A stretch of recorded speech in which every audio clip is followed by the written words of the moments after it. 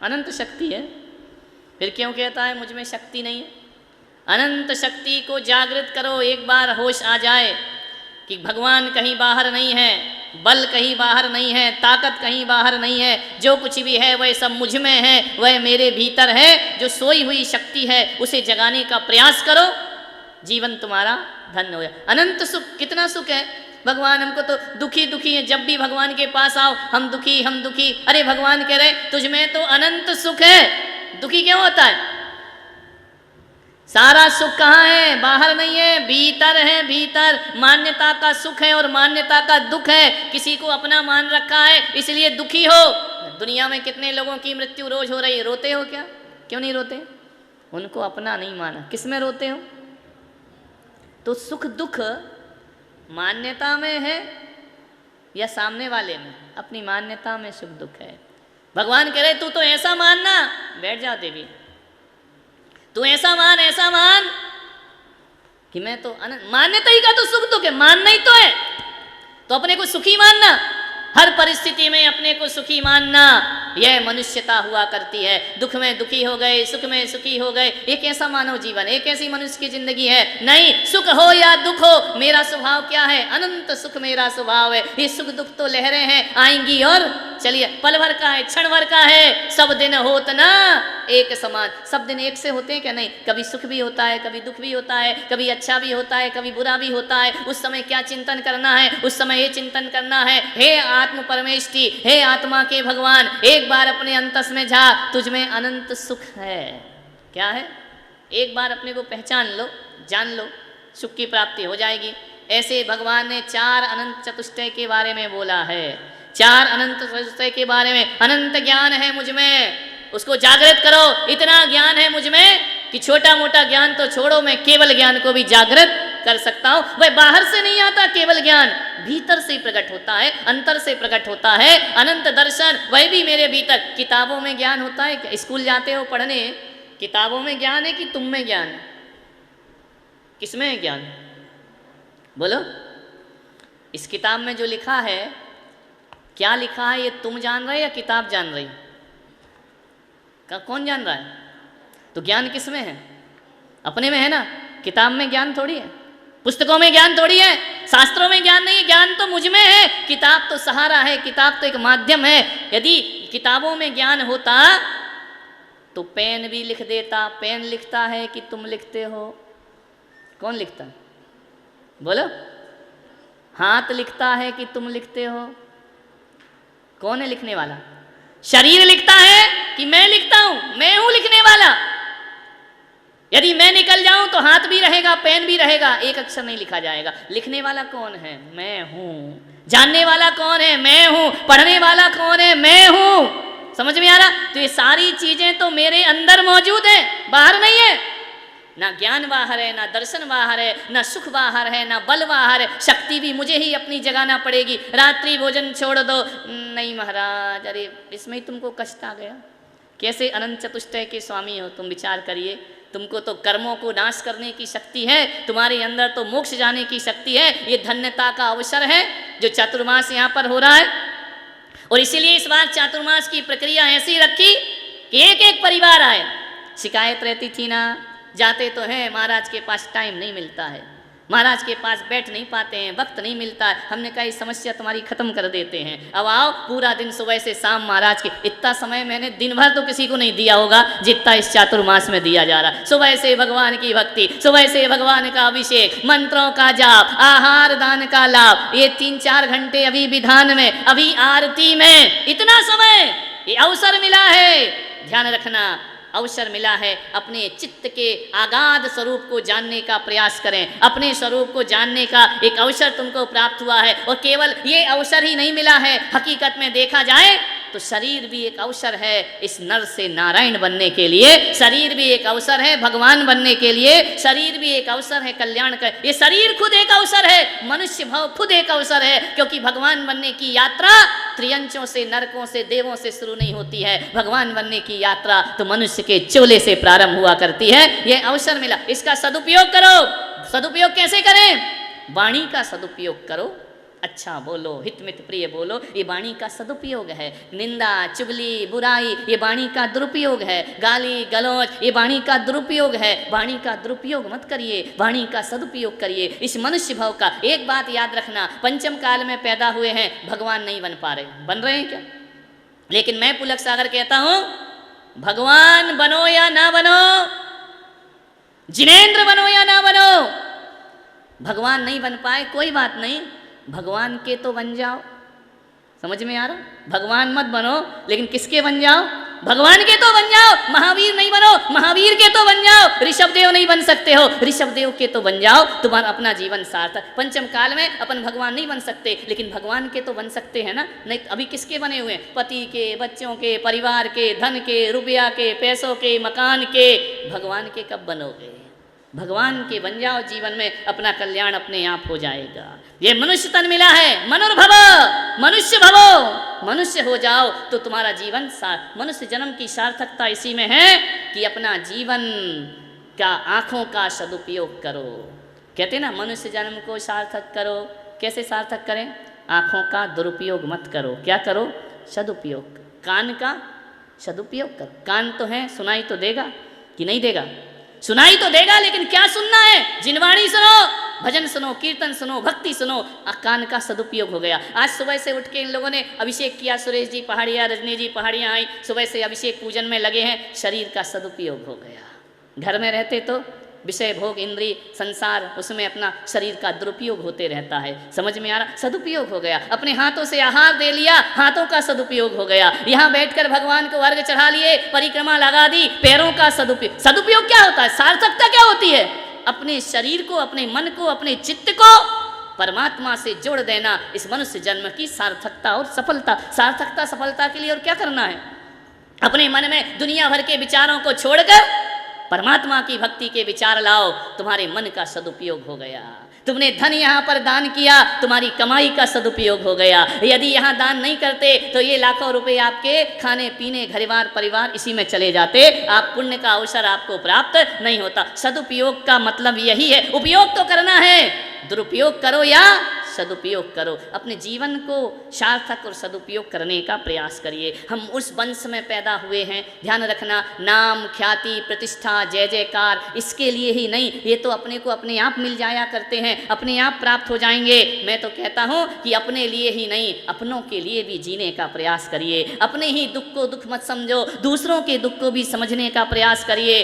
कहाँ नाग नागिन को जलते हुए लक्कड़ में देख लिया, पारसनाथ राजकुमार वन क्रीड़ा को जा रहे हैं, भ्रमण कर रहे हैं, गंगा नदी के किनारे काशी के घाट पर पहुंच रहे हैं। हाथी पर सवारी कसी हुई है, जाकर देखते हैं एक तपस्वी, एक तापसी पंचांगनी तप कर रहा है। लक्कड़ में नाग नागिन, पालकी रोक दो, सवारी रोक दो, हाथी को रोक दो। ये क्या कर रहे हो तुम?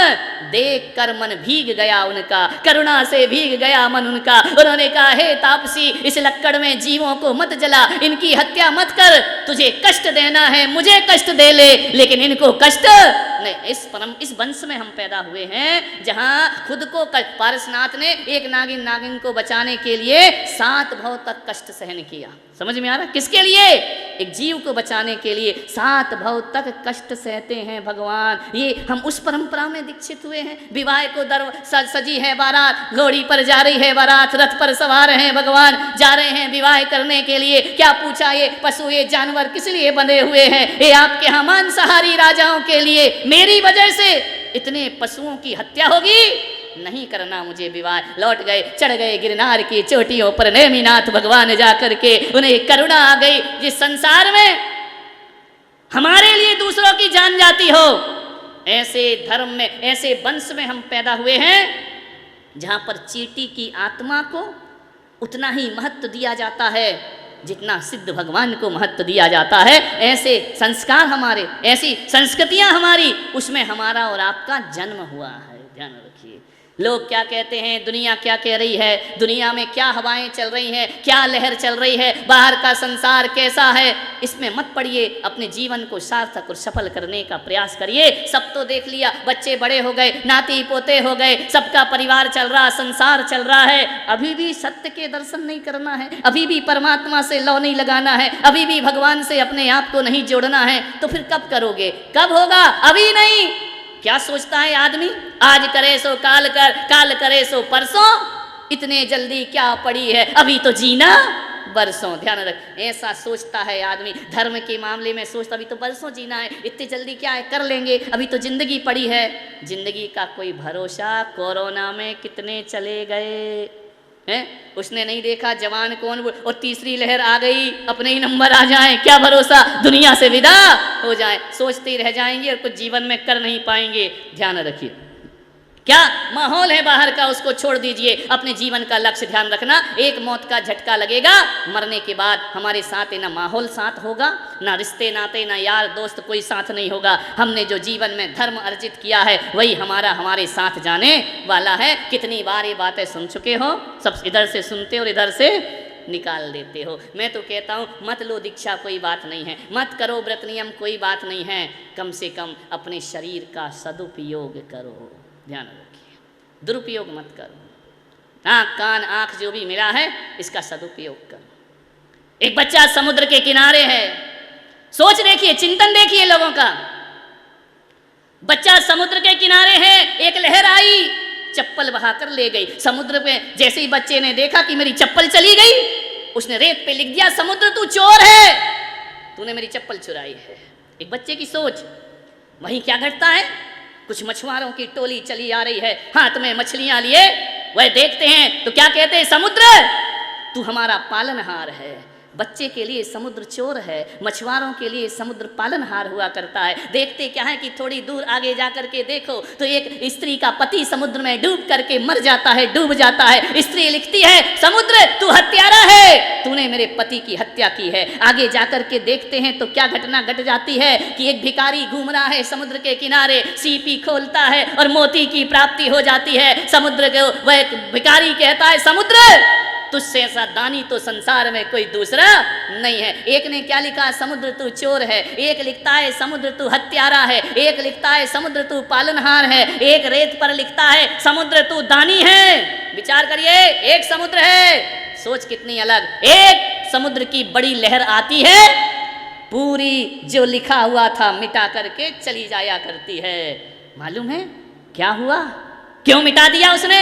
समुद्र ने ना ये सुना कि तू हत्यारा है, समुद्र ने ये भी नहीं सुना कि तू पालनहार है, समुद्र ने ये भी नहीं सुना कि तू दानी है, समुद्र ने ये भी नहीं सुना कि तुझ जैसा चोर दुनिया में कोई नहीं। समुद्र ने कुछ नहीं सुना। समुद्र ने कहा, मैं समुद्र हूं, अपनी मौज में रहना, अपनी मस्ती में बहना, ये मेरा काम हुआ करता है। लोग क्या कहते हैं हमें इसकी परवाह नहीं हुआ करती है। चाहे दानी मानो, चोर मानो, जैसा मानना है मानते रहो। मैं आपसे कह रहा हूं, विशाल समुद्र बनना है। लोग क्या कह रहे हैं इस पछड़े में मत पड़िए, अपना रास्ता चलिए, अपने जीवन के लक्ष्य को प्राप्त करिए और जीवन की ऊंचाइयों को प्राप्त करिए। कुछ तो लोग कहेंगे लोगों का काम है समुद्र अपना क्रोध और समुद्र अपनी शांति दूसरों के निर्णय पर नहीं प्रेषित करता।